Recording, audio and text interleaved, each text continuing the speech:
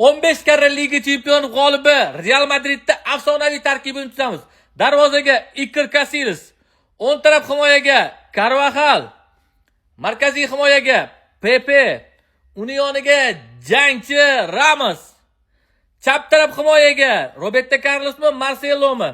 Men Marceloni tanlagan bo'lardim. Marcelo. Markazga Toni Kroos. Uni sheriga 10-raqamda takrorlanmas o'yinlar ko'rsatgan Modric.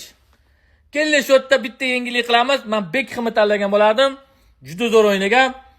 O'ng taraf hujumga hozir bularning ichida Bale finallarda shunaqangi zo'r o'yin ko'rsatgan. Chap taraf hujumga shak shubhasiz Cristiano Ronaldo. Markazga Benzema'mi, Mbappémi? Kelinglar, Mbappé bo'la qolsin. Bu faqatgina Elite Sport tarkibi. Sizni tarkibingiz qanaqa bo'ladi? Kommentariyaga yozib qoldiringlar. Bitta like qo'yish esdan chiqmasa. Hammaga rahmat.